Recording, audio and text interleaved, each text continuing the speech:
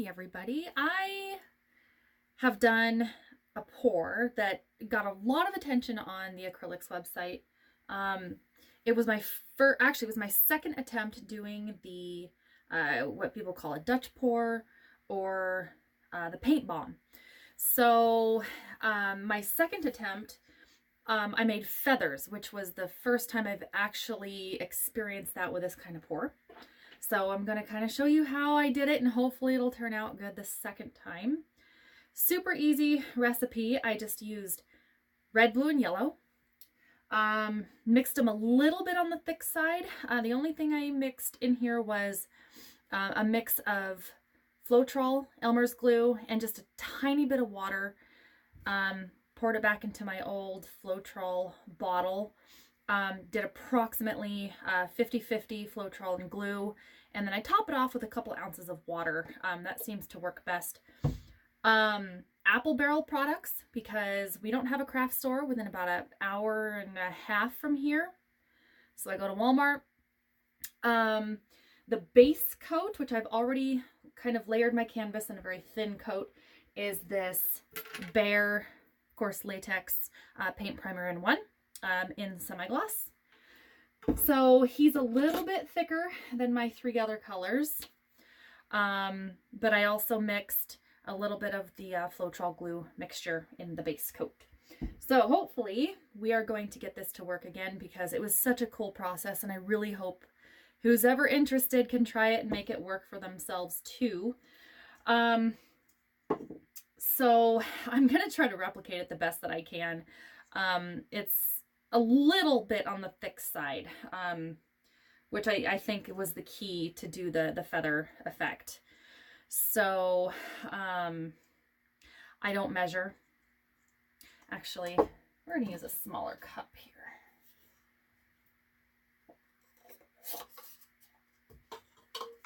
We're going to use about this size, I think might work. So before, I only did 2 layers of each color. And I think I did red, blue, and it gave you a purple, and then I did a yellow on top of that. So I don't want them to mix too heavily, because they're going to do that when we blow it out. So, and then the red,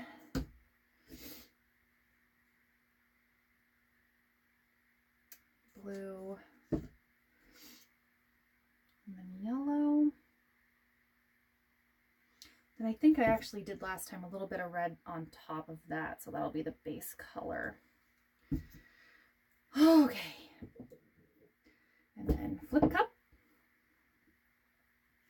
Not my best attempt.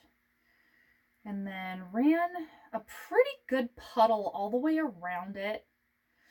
I've seen this technique done a couple times, and they called it the paint bomb.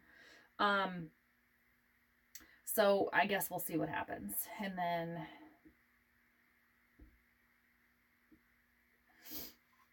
oh, that turned really muddy.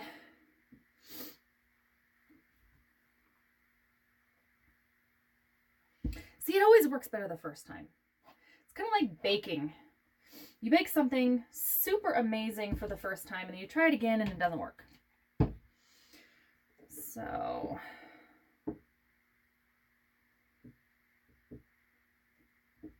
and I've got propped up cardboard underneath because it's a little bit thick and heavy on the canvas. And then sort of bring it back to center.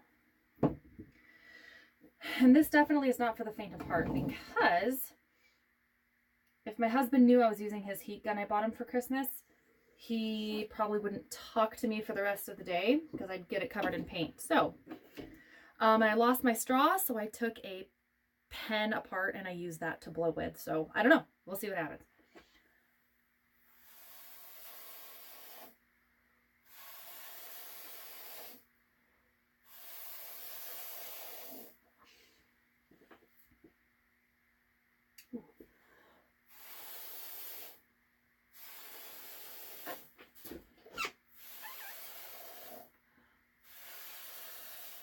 Sorry if you see my messy hair.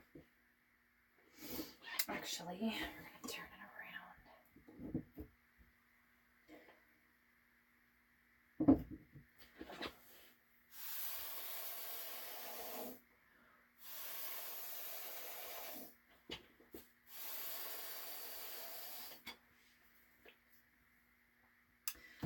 almost worried. Yeah, I'm gonna have to prop it up a little higher.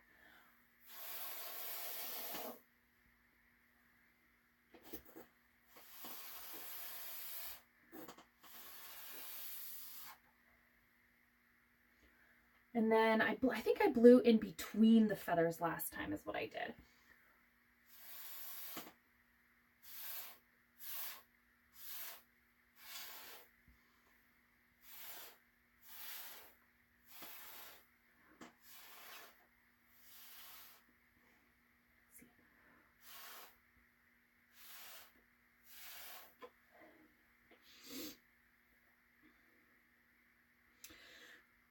So it's not as spectacular as the first time I did it.